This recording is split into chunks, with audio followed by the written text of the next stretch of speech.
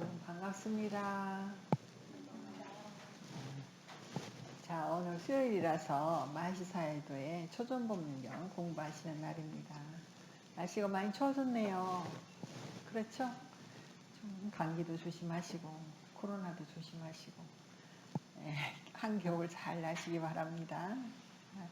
오늘 저희가 공부하는 건 초전법문경 중에서 사성제 중에서 두 번째 집성제 공부를 하는 날인데 두 번째 시간이에요. 지난주에 집성제 처음 들어갔습니다. 사성제 하면 맨 먼저 괴로움의 성스러운 진리가 떠오르죠. 뭐가 괴로움이라고 부처님께서 말씀하셨을까요? 뭐 태어남도 괴로움이고 늙음 죽음도 괴로움이고 뭐 많지만 다 요약하면 한마디로 오온을 내 것으로 취해서 생기는 괴로움이다. 오치온고, 요약하면 오치온고다. 그러셨죠. 그러니까 오치온, 오온을 내 거라고 알고 있는 한은 고가 항상 괴로움이 항상 뒤따른다. 그러면 이제 이 오치온은 왜 생겼을까? 그 주범으로 부처님은 가래를 드셨습니다. 무명은 아직 안 드셨어요. 가장 큰 주범은 이 오온을 합성하는, 오온을 형성하는, 오온을 결합시키는 이 주범은 가래다. 근데 이제 가래가 일어나는 이유는 어리석어서 몰라서 무명이라서지 정말 맨 앞장서서 일하는 놈은 가래다. 그러니까 이 오치온을 결합시키는 오온을 결합시키지 않으려고 하면 뭐가 필요하다? 가래를 다룰 수 있어야 된다. 가래만 제거하면 새로운 태어남이라고 하는 오온을 취하는 작업이 일어나지 않기 때문에 오치온으로 인해서 생긴 모든 고통, 태어남, 늙음, 죽음, 그 다음에 만나고 싶은 사람 못 만나고 갖고 싶은 거 못 갖고 보기 싫은 사람 만나고 원하지만 못 얻는 이런 그 모든 괴로움은 이 오치온을 가지고 있어서 생기는 거다. 그러니까 가장 뿌리가 되는 오치온을 만드는 원인이 무엇이냐를 따져봤더니 그게 가래였더라. 그럼 가래가 뭐냐? 육문에 딱 우리의 몸에 안이비설신이라는 감각기관에 가래는 이미 심어져 있습니다. 우리가 태어나서 산다는 것이 눈으로 보는 것마다 가래를 일으키시잖아요. 들리는 소리마다 좋아하고 싫어하면서 좋아하는 거 쫓아가잖아요. 그러니까 우리의 감각기관에는 가래가 딱 버티고 있는 거예요. 우리 수행은 감각기관의 문을 지키는 알아차림. 그러려고 하면 이치에 맞는 숙고가 반드시 필요하다. 이게 이제 우리 명상원에서 특히 제 시간에 강조하는 이야기인데, 본래 이 가래가 계속 일하려고 하는 거를 사띠가 딱 지켜보고서 가래 잠깐 멈춰 하고 그 브레이크를 밟아주는 것이 사띠다. 알아차림이다. 육문을 지키는 문지기가 알아차림이다. 그리고 지난 월요일날 우리 공부하신 사념초 수행반에서 의문 만호에서 이 사띠 만호는 오근은 안입이 설신이라는 다섯 감각기관은 의근 만호를 의지하는데 만호는 뭘 의지하느냐? 사띠를 의지한다. 사띠를 의지하면 사띠는 뭘 의지하느냐? 해탈을 의지한다. 해탈해서 뭐하게? 해탈은 뭘 위해서 하는 거예요? 하면은 열반이다. 이게 운나바 바라문경에 나오는 이야기였죠. 그러니까 지금 우리가 괴로움의 원인의 성스러운 진리라는 이 칸에서 제일 그 타켓으로 삼아야 되는 게 가래입니다. 가래를 어떻게 얼른 알아차려서 가래가 일을 하지 않고 알아차림 사띠가 일을 해서 육문을 딱 지켜주면 그때부터는 어리석음이 일을 하지 못하니까 이제 해탈로 가는 길로 이렇게 한 발자씩 발걸음이 운전하시는 분이 자기가 원하는 방향으로 핸들을 돌리듯이 해탈의 방향으로 핸들을 돌릴 수 있는 게 가래가 잠깐 멈춰주고 그 자리에 사띠가 일을 하는 거예요. 사실 우리가 지금 태어나서 산다는 게 가래 덩어리인데 가래를 완전히 없애고 해탈하는 일은 삼마 삼붓다 되는 붓다 아니면 어렵다는 거예요. 부처님이 설명하신 삼계 윤회의 괴로움을 끊는 아라한은 이 가래가 완전히 소멸하신 분이라고 이야기를. 가래가 소멸하는데 가래가 100% 소멸하는 무여이탐이 아니라 일정 수준 이 몸을 유지하는 데 필요한 가래 정도는 남겨놓고 진짜 일하는 것은 무명을 제거하는 겁니다.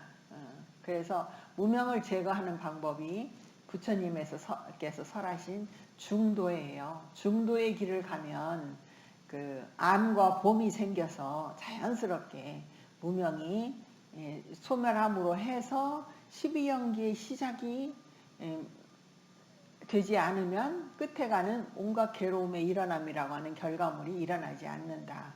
그 구조라고 한번 보세요. 그래서 제가 오늘 강좌를 준비하면서 이 교재를 읽어보니까 가래의 중요성을 곳곳에서 설명하고 계시더라고요. 그래서 오늘은 가래 측면에서 괴로움의 원인의 진리를 한번 다뤄보겠습니다. 자, 우리 교재가 몇 쪽이냐면 그러기 전에 초전법륜경 지난 시간도 읽었지만 오늘 나눠드린 프린트에서 맨 앞부분에 제가 초전법륜경의 가래 집제를 가져왔는데 요거 한번 같이 읽어보시죠. 비구들이여 그러면 무엇이 괴로움의 원인의 성스러운 진리인가? 그것은 바로 가래이니 다시 태어남을 가져오고 즐거움과 탐욕이 함께하며 여기저기서 즐기는 것이다.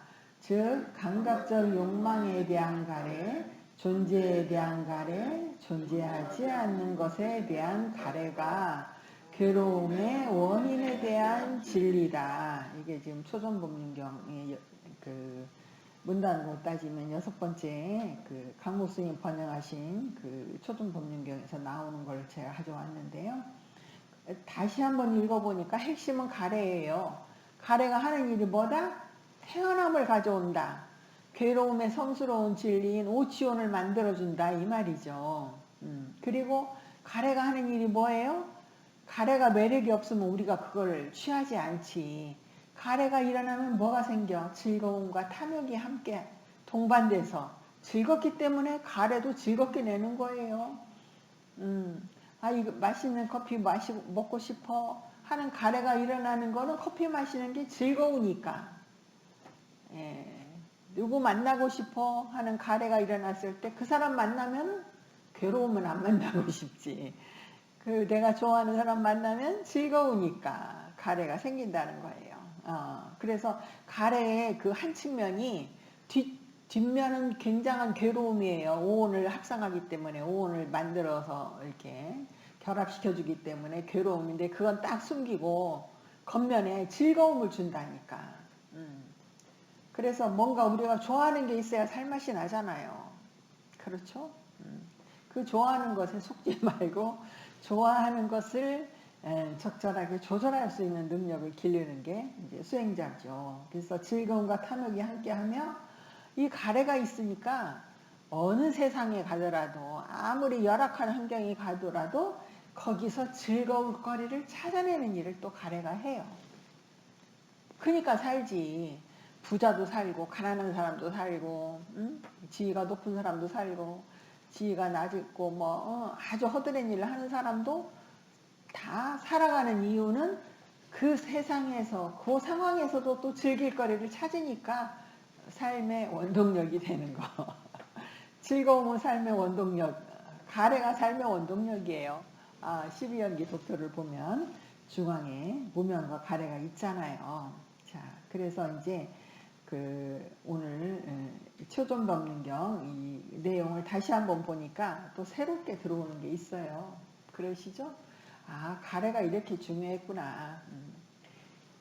그래서 이제 오늘 교재로 한번 들어가 보겠습니다. 교재는 285쪽이에요. 마하시사에도의 초전법륜경. 자, 그래서 이제 괴로움의 원인의 진리를 따지려고 하니까 괴로움의 진리인 우리의 오치온이 생기는 재생은 어떻게 생기는가? 이게 이제 따져봐야 할 문제잖아요. 아, 이 몸이 있어서 괴롭다며 그럼 이 몸은 어떻게 생기는지를 따져봐야 되지 않겠어요? 그 핵심에 뭐가 있다? 땅하라고 하는 무엇이든지 보면은 거기서 즐길 거를 찾고 그것을 좋아하고 욕심을 내는 땅하라고 하는 범인이 그 안에 있다. 그래서 우리는 이제 다음으로 미뤄놓았던 재생에 대해서 다루고자 합니다.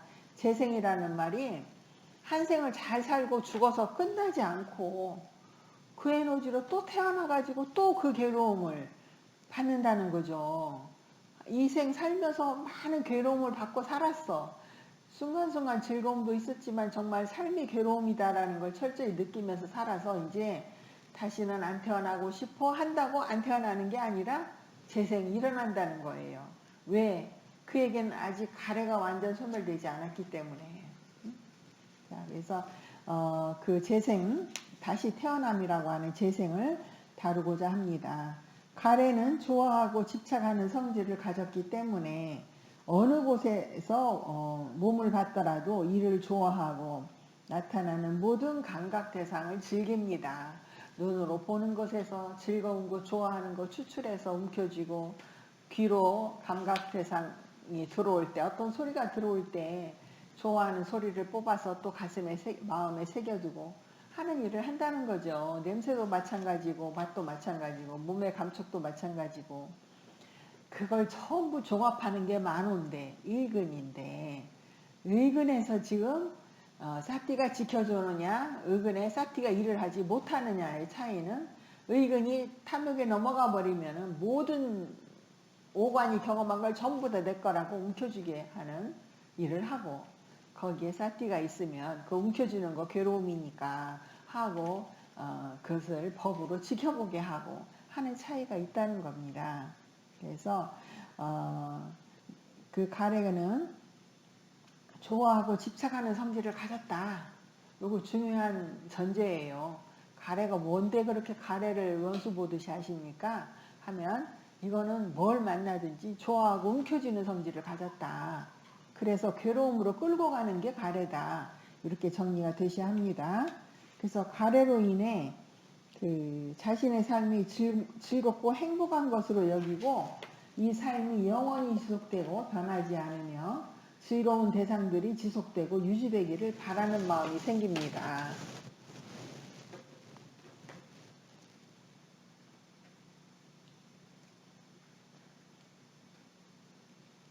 그래서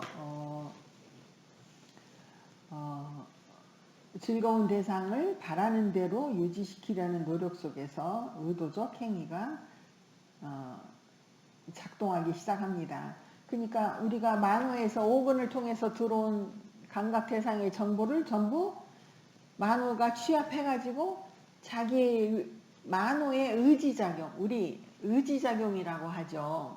뜻의자 써서 의근이 어떤 것을 지향해서 의도를 내는 것이 업이 되는 거예요. 그렇지 눈이 의도를 내거나 귀가 의도를 내진 않아요. 안일이 설신 의 중에서 저 사람 의지가 굳어. 그 말은 만호에서 그쪽으로 가고 싶어하는 마음이 있어. 이런 뜻이거든요. 그렇지 육근 중에서 의근이 업을 짓는 일을 한다. 제가 월요일날 말씀드렸는데 그래서 의도적 행위가 작동하기 시작합니다.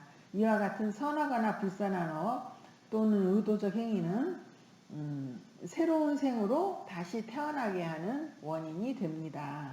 그래서 사람이 죽어가고 있을 때에는 이런저런 선하거나 불선한 업이 마음의 눈에 나타날 것입니다 했는데 마음의 눈이 아니라 이게 만호의 문입니다. 만호의 문, 의문에 나타나기 시작합니다. 우리 눈의 문, 외부의 감각 대상이 색깔, 모양 뭐 이런 걸 받아들이는 것을 안문, 눈의 문을 통과했다 이러잖아요. 그러듯이 의문에는 의지작용이 일어나는 의문에는 이렇게 죽어가고 있을 때 자기가 행한 업이나 업의 표상이 나타난다는 겁니다. 제가 칠판에 오늘 정리해 드린 거 보면 저거 먼저 한번 보겠습니다. 재생은 어떻게 일어나는가? 존재경에서 말씀을 하셨는데 재생이라고 하는 건 새로운 오치온이 생기는 거잖아요. 그거는 업이 있어야 돼요. 그 사람이 업이 전부 다 소멸했으면 안 태어납니다. 그런데 업을 지어놓은 게 그냥 수두룩하게 지금 이 생에서도 얼마나 많은 업을 지어서 지금 토양으로 깔아놓으셨어요? 깔아놓으셨죠. 그렇게 그냥 좋은 업도 짓고 불선한 업도 짓고 해서 업을 엄청 그 건물을 지을 때 기초공사 하듯이 깔아놨다고요. 거기에 재생연결식이라고 하는 그 식이 씨앗으로 똑 떨어지면 거기에 바로 가래가 달라붙어서 그 씨앗에 물을 공급해서 싹을 트게 해서 오치온이 생기게 한다는 말이에요. 그런데 이 재생연결식은 어떻게 일어나느냐 또 따져봐야죠. 어떻게 일어나느냐, 이 사람이 평상시에 한 업이 나타나요. 죽음의 순간에 자기가 좋은 일을 했거나 어떤 마음에 많이 새겨놓았던 어떤 업이 뚝 떠요. 즉 그것이 선업이든 불선업이든 업이 뜨거나 아니면 업을 지을 때 썼던 도구들, 업과 연결된 이미지가 떠요. 그게 업의 표상. 그런 업도 안 뜨고 업의 표상도 안 뜨면 이제 이 다음 생에 태어날 곳의 표상이 떠요. 천상계로 가려면은 천상에 무엇이 보이고 또 축생이나 뭘로 태어나려고 하면 넓은 들판이 보인답니다. 죽을 때. 그게 태어날 곳의 표상이에요. 이러한 업이나 업의 표상, 태어날 곳의 표상이라고 하는 니미따가 있을 때 그 니미따의 식이 딱 달라붙도록 가서 붙여주는 게 가래예요.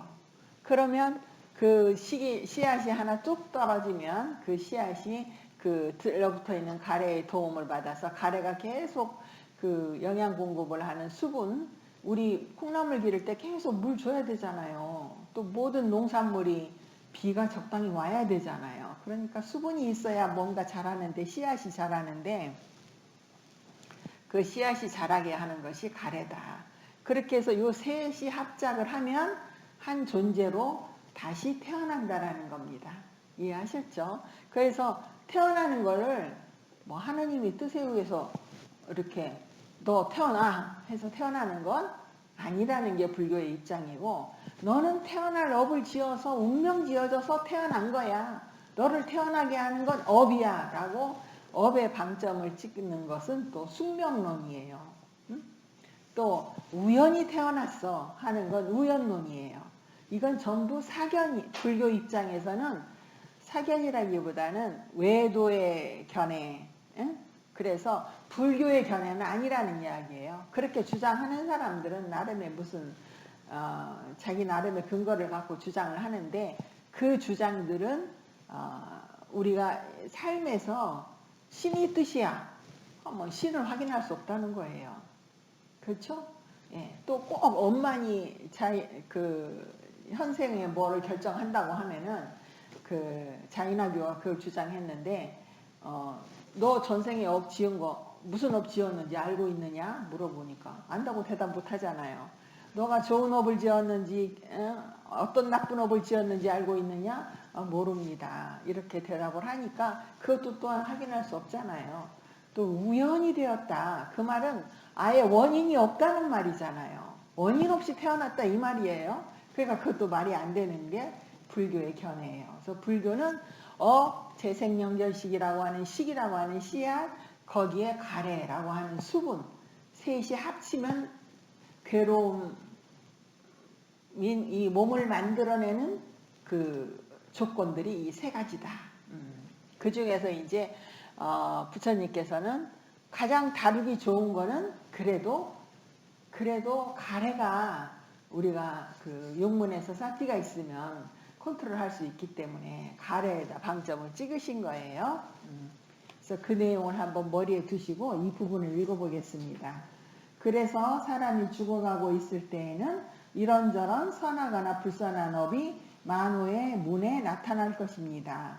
또는 그 업을 행할 당시 얻은 형상, 소리, 냄새, 맛, 감촉, 생각으로 이루어진 업의 표상이 나타날 수도 있습니다. 아니면 앞에서 말한 업의 결과로 받게 될 태어날 곳의 표상이 나타날 수도 있습니다. 죽어가는 사람에게 나타나는 업이나 업의 표상, 태어날 곳의 표상은 가래 때문에 집요하게 붙어 있어서 죽어가는 사람의 마음이 그것을 떠나지 못하게 합니다. 티베트 불교에서 말하는 사자에서 뭐 그런 책을 보면 죽음을 맞이한 순간 이제 새로운 많은 영상들이 지나가는데 그 중에 하나를 선택해서 들어가는 장면이 있어요. 뭐 빛을 통과한 뒤에 무엇을 통과한 뒤에 그때가 또 한 해탈할 수 있는 순간이랍니다. 그거 여러분 이제 죽을 때 그러한 그림들이 나타나면 아 저런 거 따라가면 괴로움이야 하고 하나도 선택 안 하면 재생이 없어요. 근데 내가 이 생에 살면서 좋아했던 장면들이 나타나면 호기심을 갖고 쫓아가지 않겠어요? 호기심이 가래예요. 그럼 딱 그 세계에 다시 태어난다는 거예요. 훈련하셔야 되겠죠? 사티아는 훈련. 이것은 표상이다. 괴로움으로 가는 길목이다. 이런 훈련을 하셔야 됩니다. 잘하면 이번 생으로 끝날 수도 있어요. 괴로움의 윤회가. 자, 그래서 그 집요하게 그 마음이 그 표상을 쫓아가게 돼 있어요. 가래가 부축이기 때문이에요. 그게. 그래서 마치 해질녘에 산의 그림자가 그 지표면을 들이우고 감싸는 것처럼 감각의 문에 나타나는 업의 표상, 태어날 곳의 표상은 죽어가는 사람의 마음을 완전히 지배합니다. 이러한 감각 대상은 업을 결정하는 마음이라고도 하는 죽는 마음의 속행에 의해서 집요하게 붙어 있습니다. 이 말은 지금 재생연결식이 이 표상이 나타나면은 그것을 탁 거기에 거주를 하려고 딱 붙잡는다는 거예요. 거기에 묶여버린다는 겁니다. 그것을 좋아한다는 거예요. 그래서 제가 오늘 속박경도 준비를 했는데 일단 이 태어날 곳의 표상이라고 하는 7번 각주를 한번 보시겠습니다. 우리 교재 341쪽입니다. 341쪽 한번 펴보세요. 341쪽에 7번 맨 아래 달라 죽어가는 사람에게는 깜마나 업의 표상, 깜마 니미따 또는 태어날 곳의 표상, 가띠 니미따가 나타나는데 주석서에서는 죽음의 마음이 일어나기 직전에 일어나는 이 세 가지 대상 중 어느 하나가 다음 생을 결정한다고 합니다. 업은 그 생에 지은 선업이나 불선업이 나타나는 것으로 과거나 현재에 대한 회상의 형태로 나타납니다. 죽음의 순간에 내가 이 생에 이건 참 잘했지 하고 죽으면 좋은 곳에 태어날 거고 죽음의 생각이 내가 이 생에 이 일을 한 건 너무 후회스러워 하면 후회하는 마음으로 안 좋은 세계에 태어난다는 거예요. 그래서 죽음을 맞이하는 어르신들에게는 이 생에서 본인이 잘했던 선업을 떠올리게 하는 것이 살아있는 사람들이 돌아가시는 분을 돕는 일이라고도 미얀마에서는 한다는 거거든요. 이해되셨죠? 업이 뜰 때, 내가 했던 어떤 좋은 일을 떠올릴 때, 고시를 하거나 누구를 구해주는 일을 했거나 하면 마음이 기쁘잖아요. 그러면 기쁜 상태의 세상으로 태어난다는 거예요. 오늘 중요한 이야기 많이 들으시는 거예요, 지금. 아셨죠? 자, 그 다음 그래서 이게 업이에요. 죽음의 순간에 나타나는 업이라고 하는 거. 자기가 지은 선업이나 불선업이 나타나는 거예요. 근데 그게 어떻게 나타나면 과거를 이렇게 떠올리는 회상의 형태로 이렇게 기억으로 떠오른다 이 말이에요. 또 대부분의 경우 죽음이 임박했을 때는 선한 행위를 하기가 쉽지 않으므로 과거에 습관적으로 해온 행위의 기억이 떠오르게 되어 있습니다. 그러니까 평상시에 좋은 행위를 많이 하면 습관적으로 죽음의 순간에 선업이 떠오른다는 겁니다. 그러면 일단 죽긴 죽어도 좋은 곳으로 태어난다라는 것이 조금 결정이 되잖아요. 그 다음 업의 표상은 생전에 지은 업을 상징하는 표상들이 보이는 것으로 백정의 눈앞에는 칼이 나타난답니다. 계속 동물을 죽일 때 썼던 칼이 탁 나타나는 것은 업이 나타나는 게 아니라 업의 표상이 나타나는 거예요. 또 뭐예요? 주정꾼의 눈에는 뭐가 나타나? 술병이.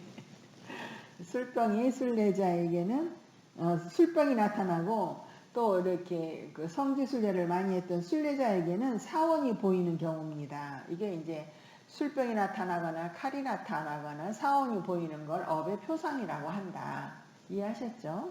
자, 그 다음에 보시를 많이 한 사람은 보시행과 관련된 가사, 사원, 비구, 불상 등이 보이고, 살인자의 경우에는 흉기, 또 범행을 했던 장소, 그 자기에 의해서 죽어가던 사람들의 모습, 피해자 등이 보입니다. 이렇게 하면 이건 업의 표상이라고 한다는 거예요. 이제 태어날 곳의 표상도 한번 보세요.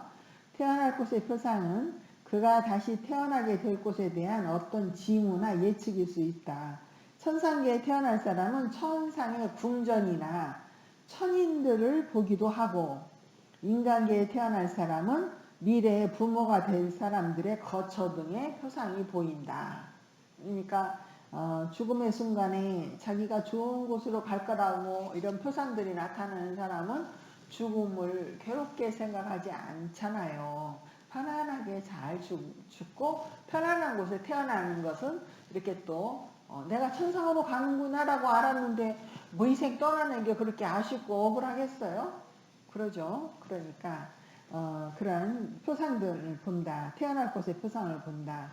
이제 축생계에 태어날 사람은 숲이나 들판을 보기도 하고, 지옥에 태어날 사람은 지옥의 불이나 지옥지기를 보기도 합니다. 이번 생에 내가 죽을 때는 뭘 봐야지? 나타나는 대로 봐야 되겠습니까? 지금부터 좀 연습을 해서 선업을 많이 짓고 보시를 많이 행하고 뭐 그렇게 하는 게 좋을 것 같죠. 자, 그래서 오늘 교재 286조 제가 말씀드린 존재경이 나옵니다. 안구따라니까야 3권의 존재경에는 업은 들판이고 식은 씨앗이고 가래는 수분이다 라는 말이 있는데, 이에 따르면 선하거나 불선한 행은 재생연결식이 나타나서 성장할 장소의 역할을 합니다. 그래서 불선한 행이라는 건 업을 지었다는 거죠. 그래서 업이 있어야 재생연결식이 떨어질 수 있다는 거예요. 씨앗이 떨어질 수 있는 땅, 토대가 있다 이 말이에요. 업을 결정하는 마음은 재생연결식이 성장할 씨앗 노릇을 하며, 매 삶의 모든 감각 대상을 즐기는 가래는 그 씨앗을 성장하게 하는 습기나 물의 요소로 비유될 수 있을 것입니다. 주석서에 따르면 여기서 재생의 조건을 만드는 업을 결정하는 마음은 의도적 행위를 수반하는 식입니다. 그래서 업을 결정하는 마음이 아비, 상카라, 윈냐냐 해서요. 아비는 뛰어나다, 잘한다 뭐 이런 뜻이 있어요. 상카라는 형성하는 거예요. 결합시키는 거예요. 그러니까 잘 결합시키는 아르마리, 잘 결합시키는 씨앗, 재생연결식이라는 거예요. 재생으로 연결하도록 하는 식이 일어난다. 그래서 시, 가래 이거 없으면 태어남이 없는 거예요. 이 중에서 아라한은 뭐가 없어서 안 태어난다? 아라한도 이 생에 살면서 업 지어놓은 거 있을 거 아니에요. 그리고 아르마리도 계속 냈을 거 아니에요. 그런데 죽음의 순간에 가래가 이미 끊어졌기 때문에 식이 업에 떨어져도 발화를 못하니까 아라한은 다음 생에 없다라는 겁니다. 그래서 중요한 세 가지 인자 다 외우셨죠? 네. 업과 재생연결식과 가래. 이와 같은 방식으로 첫 번째 의도적 행위와 함께하는 식이 일어나면 역시 다음에 업의 행위와 함께하는 식이 일어나는데, 이렇게 나중에 일어난 의식도 업을 결정하는 마음이라고 보아야 합니다. 특히 업이나 업의 표상, 태어날 곳의 표상을 대상으로 하고 있는 죽는 마음의 속행을 업을 결정하는 마음이라고 해야 합니다. 그래서 아비, 상카라, 윈냐냐라고 한다 이 말이죠. 왜냐하면 이 죽는 마음에서 재생연결식이 일어나기 때문입니다. 더구나 씨앗이 물의 요소인 습기와 접촉할 때만 비로소 싹이 트는 것과 같이 식이라는 씨앗은 가래의 지원과 부치금을 받습니다. 가래가 도와주지 않으면 우리가 콩이나 팥을 땅에다 심어도 심으면 싹이 나지만 안 심으면 거기서 그냥 콩이나 팥으로 있잖아요. 근데 땅에 심어놓으면 하나를 심어놓은 콩이나 팥이 가을에 되면은 몇백 개가 나지 않을까요? 수백 배로 자라는 거예요. 예. 그렇게 해서 오온은 계속 번지는 습성이 있어요. 오온을 오자에서 5가지 씨앗이라고 하는데 색의 씨앗이 하나 떨어지면 또 다음 색을 만들고 또 다음 색을 만들고, 말하자면 칸다라고 하는 온의 그 빨리어 원어를 보면은 스칸다라고 하는 산스크리트에서 나왔는데, 그게 뭐냐면 우리 그 집에 나무나 뭐 키우다 보면은 한 줄기 올라왔다가 옆으로 갈라질 때 이렇게 삐져 나오는 그 부분 있잖아요. 갈라지는 그 부분, 그걸 칸다라고 한답니다. 그러니까 씨앗이 계속 그 가지치기를 하면서 마구마구 자동으로 성장하는 거예요. 오온은, 색오는, 수오는, 상오는. 느낌 씨앗 하나가 떨어지면 그걸로 안 끝나잖아요. 그 느낌에서 그 다음 느낌이 계속 가지치기를 하면서 느낌의 무더기가 왕창 덮치잖아요. 그러죠. 그래서 칸다, 오온을 그런 의미로도 또 한번 설명을 들어보니까 오온이라는 게 이게 간단하게 해결되는 게 아니구나. 뭐 색수성 행식이 오온이지, 이렇게 끝났던 시절이 우스운 거예요. 정말 엄청난 그 무게를 갖고 있는 게 온이라는 글자예요. 그래서 가래의 지온과 부추김을 받습니다. 이 가래는 식이라는 씨앗과 함께 있거나 가까이에서 그것을 선도하면서 업의 표상, 태어날 곳의 표상을 대상으로 집요하게 쥐고서 재생연결식을 일으킵니다. 식은 표상에 가서 달라붙는 게 식인데, 식이 떨어지지 못하도록 가래가 옆에서 계속 부추긴다. 그래서 제가 옛날에도 한번 설명드렸죠. 우리 아르마리 식의 부인은 가래다. 제가 그 얘기 한번 옛날에 드렸습니다.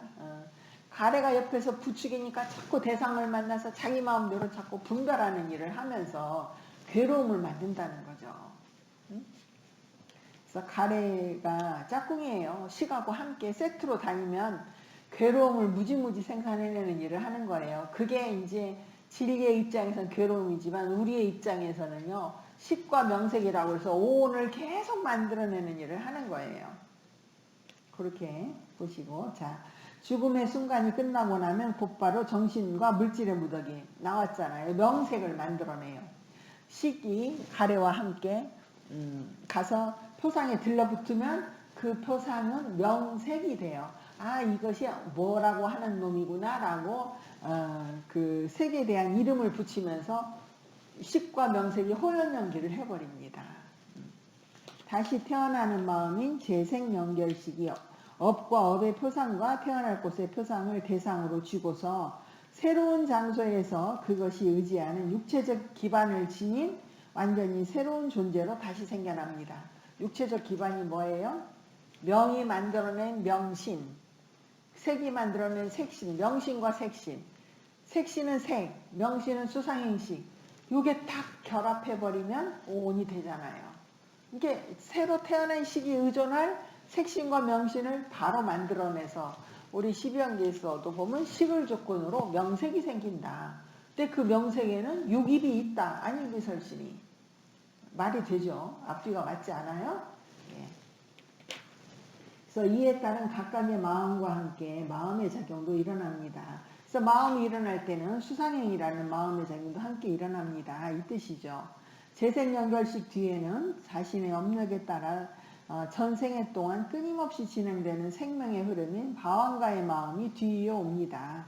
방황가의 마음은 다른 말로 하면 그 식과 식의 사이에 우리가 대상을 인식하는 안식, 이식, 비식, 서식 이렇게 일어나는 그 순간의 사이사이 빈틈을 존재 지속심이라고 하는 것이 연결해 주니까 식이 끊이지 않고 일어나는 거예요. 그래서 그 존재 지속심을 방황가의 마음이라고 하는데, 그 마음이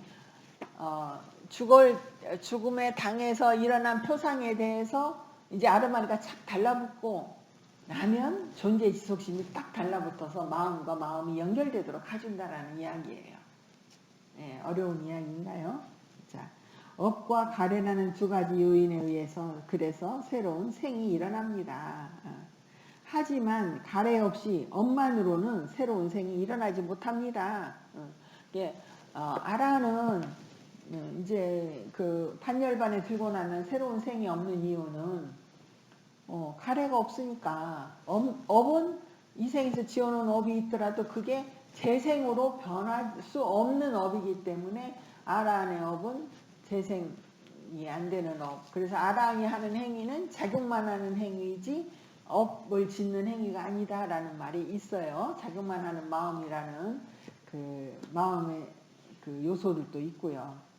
자, 그래서 아란의 경우에는 과거의 공덕행으로 인하여 죽기 직전, 즉 반열반에 들기 직전에 선한 과부가 올 것입니다. 그래서 예를 들어 사왈리 존자는 여러 가지 풍성한 공양을 받았고 바꿀라 존자는 완벽한 건강을 누렸습니다. 하지만 아라한도 과거에 불선행이 있으면 불선한 과보를 받게 됩니다. 예를 들어 로사카 띠사 장로는 항상 공양을 적게 받았고 목갈라나 존자는 흉악범들에게 몰매 맞아 죽는 비창한 운명을 맞이했습니다. 그러니까 아란이 된 뒤에도 반열반에 들기 전까지는 이전에 지은 업의 과보를 받고 반열반에 든다 그랬거든요. 그러니까 업 지어놓은 게 남 모르게 지었다고 없어지는 일이 없다는 겁니다.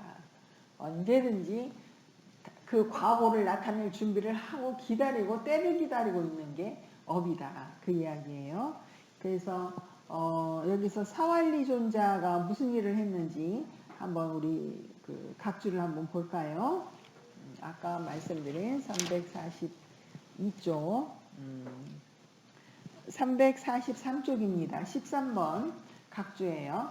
사왈리 존자는 시왈리 존자네.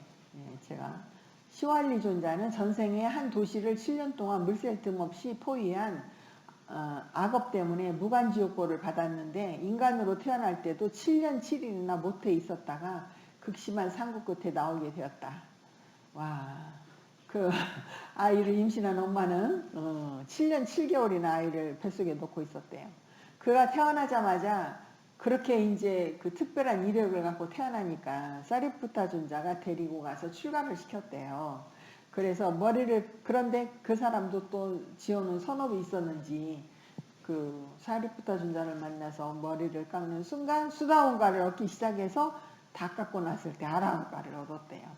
아마도 7년 7일이랑 그 무간지옥고를 받으면서 업장이 다 소멸됐나 보네. 그렇죠? 우리가 삶에서 받는 고도 업장이 소멸되는 중인 것 같아요. 그러면 그냥 기꺼이 받지 않겠어요? 자, 내가 지어서 받는 건데 받지 이러면 또 못 받을 것도 없잖아요. 그래서 이제 시왈리 존자가 아라한이 돼버렸네. 그는 과거 윗바시 부처님에게 보시한 공덕으로 이런 선업이 있어서 천인들의 공양을 비롯하여 비구들 가운데 가장 많은 공양을 받았기 때문에 세존께서는 공양을 얻는 자 가운데 으뜸이라고 하셨습니다. 이 이야기는 법구경 주석서에 나옵니다. 이렇게 해서 시왈리 존자는 같은 아라한이라도 그 부처님, 윗바시 부처님께 공양한 그 공덕 때문에 항상 공양청을 하러 가면은 듬뿍듬뿍 많은 공양을 받았다는 거예요. 자, 그 다음에 박갈리 존자는 뭐 있냐면 부유한 상인의 집에 태어났는데 갓난아기였을 때 강에서 목욕을 시키다가 떨어뜨려서 큰 고기가 그 아이를 삼켜버렸는데 다치지 않고 산치로 물고기 뱃속에서 발견이 되어서 세존께서는 그를 병 없이 장수하는 자들 가운데 으뜸이라고 하셨다. 이게 안구따라니까요 주석서에 나온다고 하는데요. 그는 80세에 부처님의 가르침을 듣고 출가하였으며 출가한 지 8일째 아라한가를 얻었다. 도대체 무슨 인연을 지어서 아라한가를 이렇게 얻는지 지었기 있기 때문에 얻었겠지. 누구한테 뺏어서 얻은 건 아닐 것 같고. 그렇죠. 자, 그 다음에 로사카 띠까 장로 이야기. 로사카 자티카에서 나오는 이야기인데 까사파 부처님 때 비구였었는데 자신에게 오는 공양과 보시를 아라 아닌 다른 비구에게 뺏길까봐 시주 음식을 이렇게 빼앗고 어쨌든 그 아라한을 쫓아낼 궁리만 한 과보로 수많은 세월 동안 아귀, 지옥, 야차, 개 등으로 태어나 항상 배고픔에 시달렸다. 나중에 열심히 정진하여 아란이 되었지만 그의 부르는 여전하여 탁발을 나가도 항상 목숨을 유지할 수 있을 만큼의 적은 분량의 음식만을 얻었다. 그가 인멸하는 날 사리푸타 존자가 함께 탁발을 나갔지만 어느 누구에게도 장로에게 음식을 보시하지 않아서 결국 사리푸타 존자가 직접 바로의 음식을 담아 손으로 받쳐서 충분히 공양을 다 마치도록 하였다. 그리고 반열반에 들었다. 죽음의 순간에 사리푸타 존자의 공양을 받고 반열반에 들으셨네. 반열반 하는 순간이네요. 그 다음에 이제 모갈라나 이야기입니다. 사리푸타와 함께 부처님의 두 상수 제자의 하나인 모갈라나 존자는 누구보다도 신통력이 뛰어나서 원하는 어떠한 형태로도 변신할 수도 있고 수미산을 강낭콩처럼 으깨버릴 수도 있었는데 천상과 지옥계를 자유자재로 드나들면서 그의 신통력은 거칠 것이 없었지만 앙심을 품은 나영외도의 사주를 받은 흉악범들의 공격을 피할 수는 없었다. 주석서에 의하면 두 번까지는 폭도들의 공격을 피할 수 있었지만 세 번째는 과거 전생에 부모님을 해친 과거로 피할 수 없음을 알고 그대로 몰매를 맞고 죽음을 맞이하였다고 합니다. 그래서 모갈라나 존자는 맞아 죽었어요. 반열반에 든 이유가 모갈라나 존자가 출가하기 전에 그 외도로 있을 때 그쪽에서 앙심을 품고 모갈라나 존자를 죽이려고 쫓아다녔는데 두 번까지는 심통을 부려서 몸을 변신해서 돌아왔는데 세 번째 그 사람들이 죽이려고 왔을 때 보니까 자기 전생의 업이 떠오른 거예요. 내가 전생에 부모님을 우리말로 말하면 고려장 시키려고 했었던 일이 있었어요. 그 과보로구나 라고 아니까 그냥 이 업을 받아들이자 하고 맞아서 온몸이 부서졌는데 그 사람들이 죽었다고 확인하고 간 뒤에 신통력으로 죽은 몸을 이렇게 이어붙여서 부처님께 와서 마지막 인사를 하고 열반에 들었다. 이렇게 저는 알고 있거든요. 하여간 지은 업은 피할 수 없다는 거. 그러니까 우리가 육군으로 육경을 만날 때 육군이 짓는 업의 정신을 바짝 차리려면 육문의 사띠를 딱 둬야 돼요. 아셨죠? 그러면 사띠를 두고 있으면 혹시 과거에 지은 불선업이 돌아오더라도 모갈라나 존자처럼 자신의 지은 과보라고 생각하니까 기꺼이 받아내버리면 더 이상 문제가 안 되는데 회피하고 도망가려고 하면 자꾸 더 꼬이잖아요. 꼬이는 건 지혜가 없는 거고 당당하게 받는 건 지혜가 있는 겁니다. 하지만 아라한은 가래가 없기 때문에 이러한 업들은 새로운 재생을 일으킬 잠재력이 더 이상 남아있지 않습니다. 그러니까 아무리 많이 선업을 지어놨건 불선업을 지어놨건 그 업이 힘을 못 쓰는 거예요. 가래가 없으니까.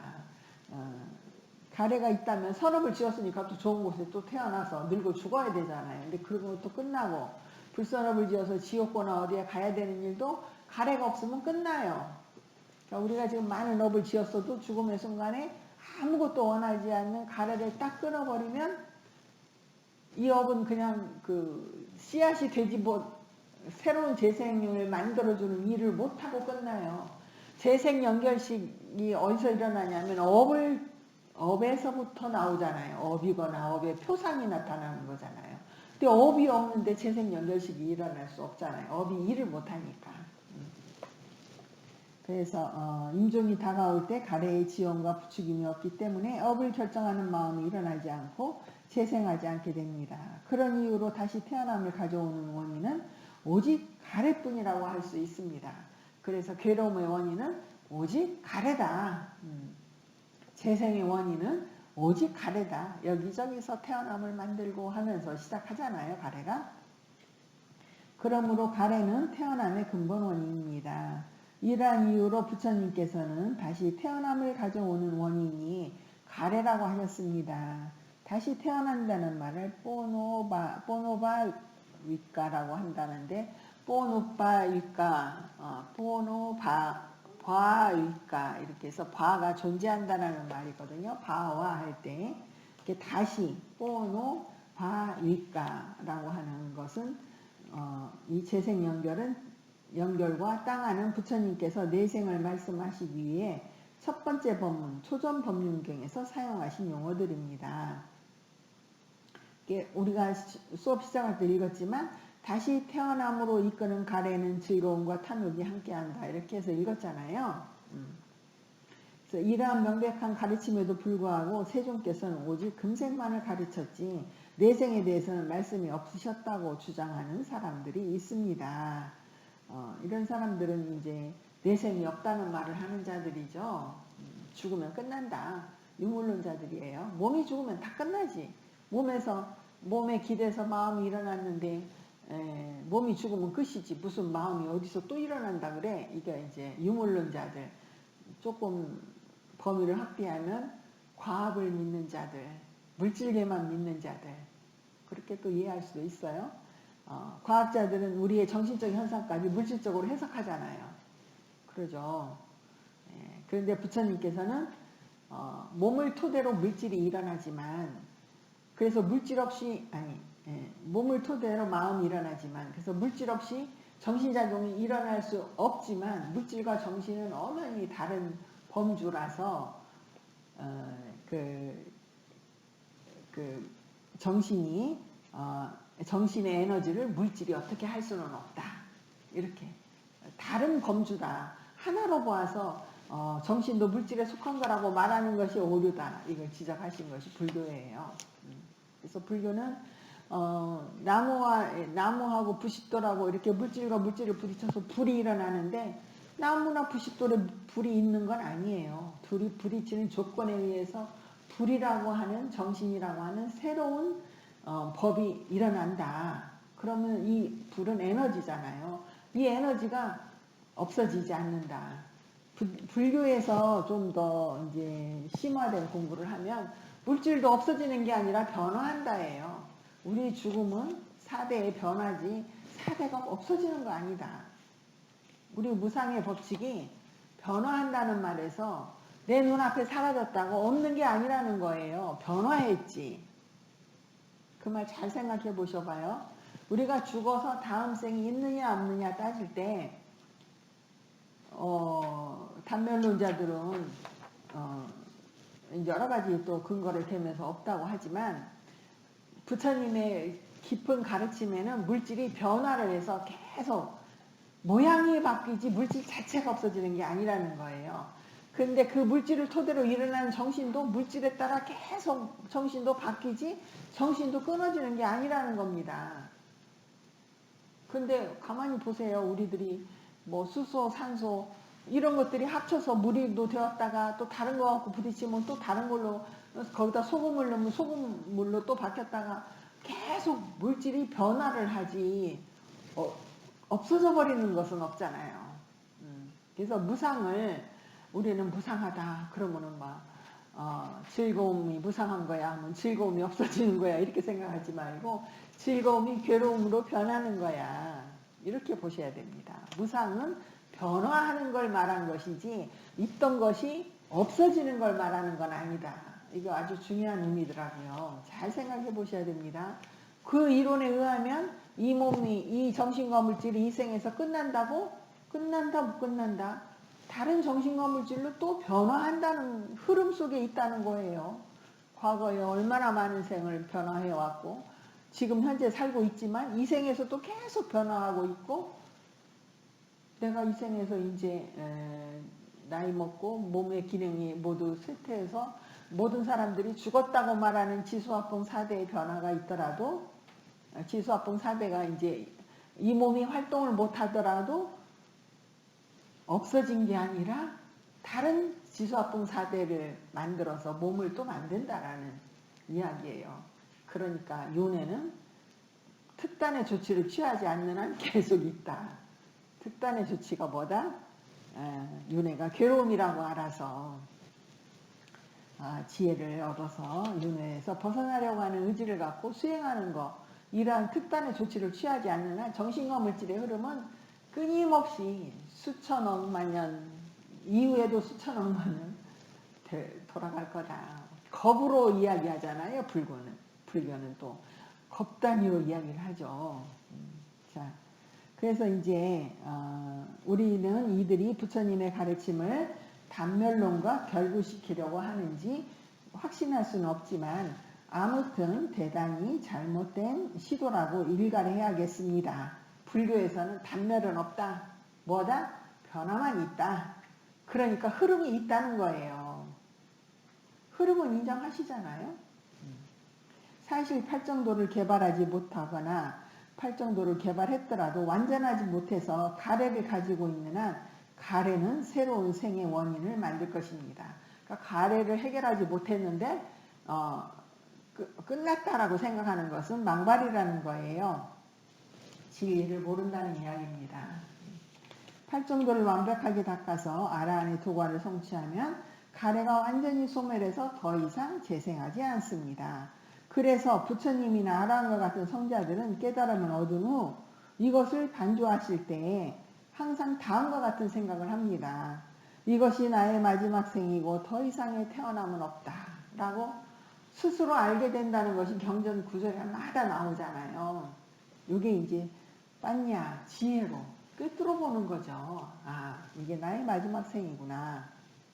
스스로 알게 된다는 거예요. 이 말은 어떤 분이 너 깨달았어. 이제 너 다음 너 알아는 데서 다음 생 없어라고 누가 판단하는 게 아니라 자기 스스로 이게 나의 마지막 생이구나 라고 딱 알게 된다는 거예요. 그때까지 그냥 해야지 뭐 어떻게 하겠어. 그렇죠? 예.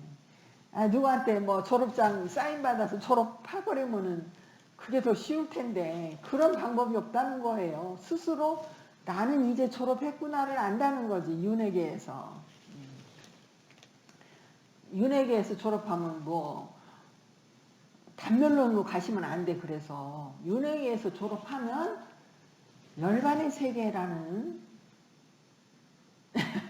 말하기 곤란하지만 열반은 경험도 안 해봤으니까 하여간 그 무상고무아의 세계가 아닌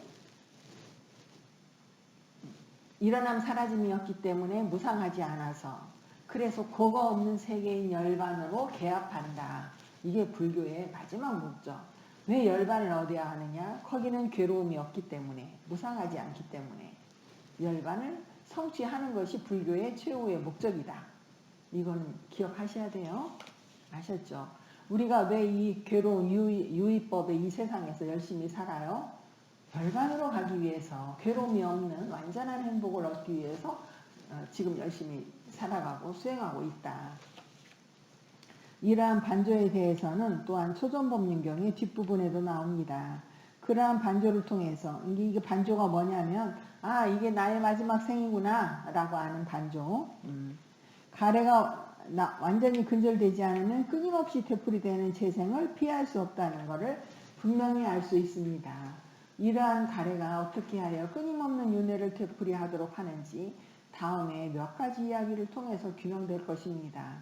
이러한 사실을 밝혀주는 이야기는 많이 있지만 주석서에서 추려낸 세 가지 이야기와 주석서는 아주 옛날부터 내려오는 이야기예요. 거의 뭐 몇천 년, 1000년, 1500년, 뭐 2000년 가까이 내려온 이야기에서 뽑은 이야기도 있지만 최근에 가까운 시기에서 나오는 이야기 4-5가지의 이야기를 인용하면은 충분할 것이라고 봅니다. 이게 무슨 말이냐면 죽어서 끝나지 않고 계속 돌고 도는 이야기를 지금 앞으로 몇 가지를 하겠다?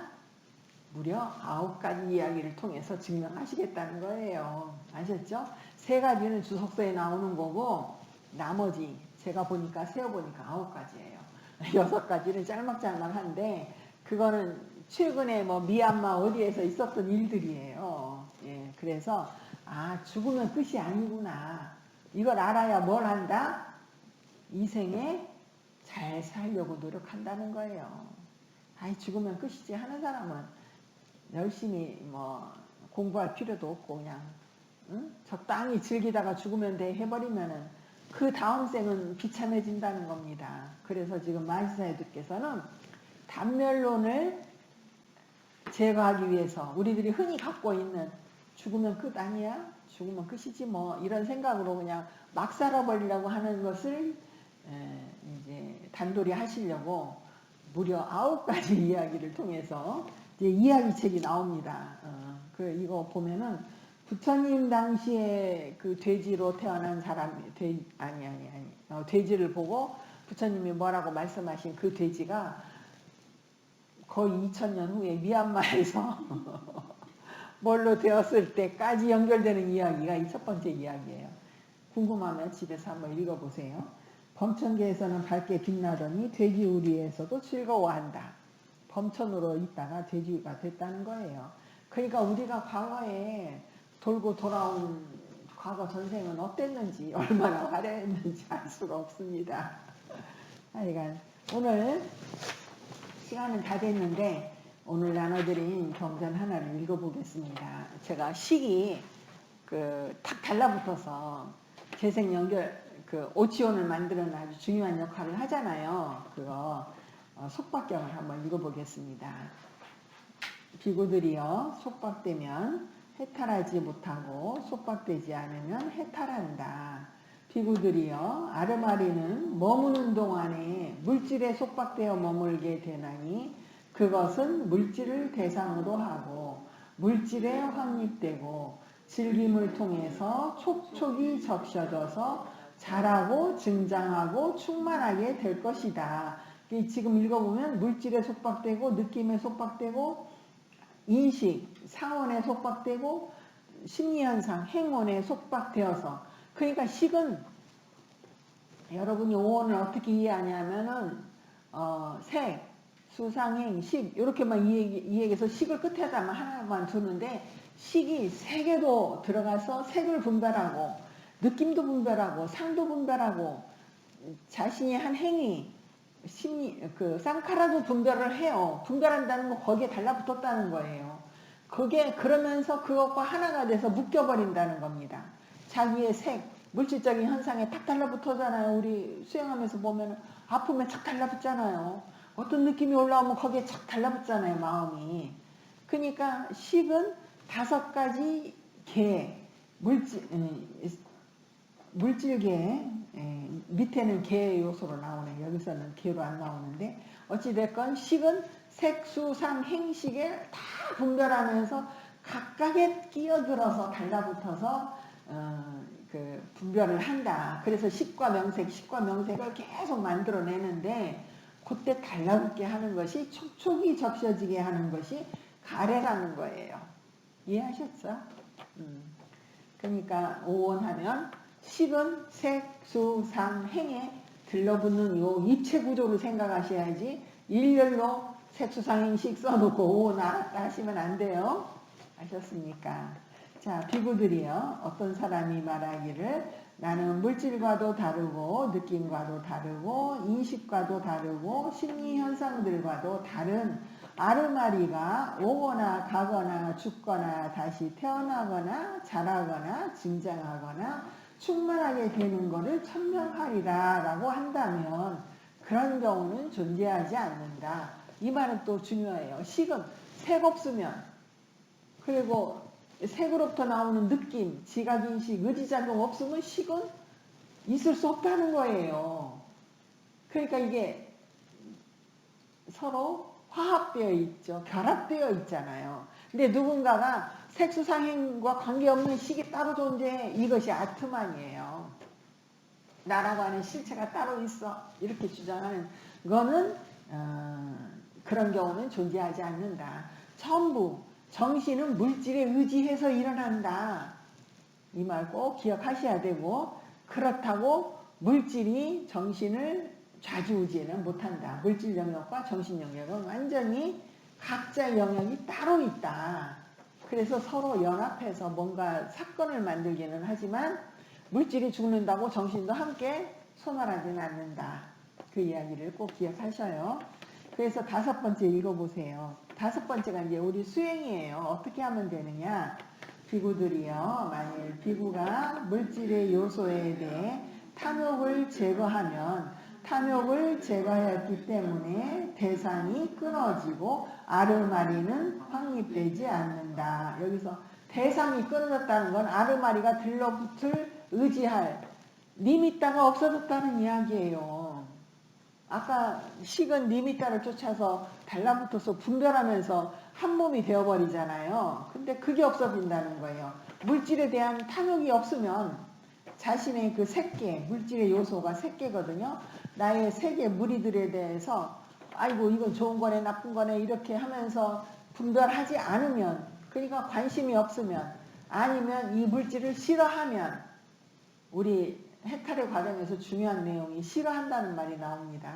오온을 염오 싫어하고 그래서 이욕, 탐욕이 떠나버리면 그러면 해탈한다 이렇게 나오잖아요. 그러니까 물질계, 색계에 대해서 탐욕을 제거하면 이 아르마리가 들러붙을 일이 없다는 거죠. 이게 탐욕의 다른 이름은 가래죠. 가래가 없으면 아르마리가 가서, 그러니까 부인이 없으면 한 가정이 유지가 안 되는 것처럼 요즘 뭐 홀로 가정도 많기는 하는데, 자, 그 다음 비구들이요. 만일 비구가 느낌의 요소, 추계에 대한 탐욕을 제거하면 탐욕을 제거하였기 때문에 대상이 끊어지고 아르마리가 확립되지 않는다. 인식의 요소에 대해서 탐욕을 제거하면, 심리현상들의 요소에 대한 탐욕을 제거하면, 그리고 여기는 이제 5번째 아르마리의 요소, 자기가 지어놓은 아르마리 요소에 대해서도 또 탐욕을 낸다는 거죠. 안 그래요 우리? 그러시죠. 내가 뭔가 알았어. 그것에 대해서 또 달라붙어 있잖아요. 아까 위에는 색수상행만 나왔는데 2번째 문단에서는 색수상행식 5가지 다투, 요소에 대해서 식이 달라붙는다. 이렇게 설명하고 있죠. 그러니까 해탈은 색계, 수계, 상계, 행계, 식계에 대한 탐욕만 끊으면, 아르마리가 확립이 안 되면 존재경에 식이 없으니까 윤회가 끝나는 거 아닙니까? 오치온이 안 생기는 거잖아요. 자, 6번 읽어보시죠. 함께. 아르마리가 확립되지 않고 등장하지 않으면 의도적 행위를 지치 못하고 해탈한다. 해탈하기 때문에 안주하고, 안주하기 때문에 만족하고, 만족하기 때문에 갈증 내지 않고, 갈증 내지 않으면 스스로 열반에 든다. 태어남은 다했다. 청정 범행은 성취되었다. 할 일을 다해 마쳤다. 다시는 어떤 존재로도 돌아오지 않을 것이다 라고 꿰뚫어 안다. 아까 알아니 되면 스스로 알게 된다고 했잖아요. 그러니까 그 식이 막 분별하지 않으면 의도가, 만호에서 의도가, 의지작용이 일어날 일이 없다는 겁니다. 그래서 심의식이 합작을 해서 오온을 만들어내고 있는 겁니다. 심은 대상을 딱 움켜쥐고 만호는 의지작용을 내서 계속 행을 하도록 부추기고, 식은 그 원초가 되는, 원인이 되는 분별작용을 하는 거. 그래서 우리가 살아가는 데 필요한 음식 4가지가 식식이 제일 원초적이라면, 그 다음에는 촉식, 부딪혀야 되고, 의사식, 물질식 이렇게 되죠. 물질식, 촉식, 의사식, 식식. 거친 것부터 따지면 먹어야 돼. 먹으려고 하면은 의도를 내야 돼. 의사식. 의도를 내려고 하면 뭔가 부딪혀서 느낌이 일어나야지. 그런데 그 느낌이 일어나기 위해서는 식이 먼저 달라붙는 식식이 있어야 돼요. 요 4개의 음식에 의해서 우리 오온이 유지되고 있습니다. 내가 사는 게 아니라 4가지 음식으로 삽니다. 아셨죠? 여러분 오늘도 긴 시간 수고하셨습니다.